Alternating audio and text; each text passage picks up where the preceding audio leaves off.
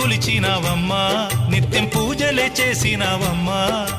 గూడు చెదిరిపాయ గుండెల విసిపాయ గూడు చెదిరిపాయ గుండెల విసిపాయ కొలిచిన రామయ్య కొండ దిగిరాడాయే